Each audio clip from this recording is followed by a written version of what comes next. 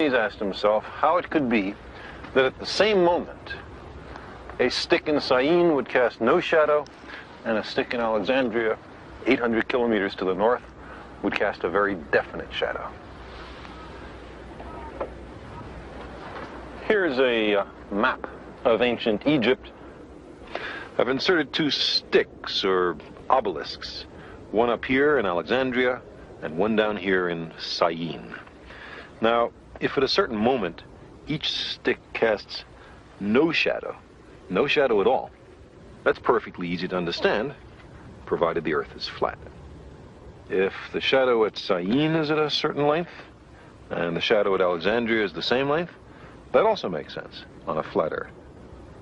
But how could it be, Eratosthenes asked, that at the same instant there was no shadow at Syene and a very substantial shadow at Alexandria? The only answer was that the surface of the Earth is curved. Not only that, but the greater the curvature, the bigger the difference in the lengths of the shadows.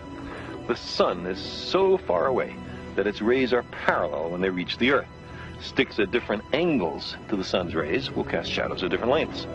For the observed difference in these shadow lengths, the distance between Alexandria and Syene had to be about 7 degrees along the surface of the Earth. By that I mean, if you imagine these sticks extending all the way down to the center of the Earth, they would there intersect at an angle of about 7 degrees. Well, 7 degrees is something like a 50th of the full circumference of the Earth, 360 degrees. Eratosthenes knew the distance between Alexandria and Syene. He knew it was 800 kilometers. Why?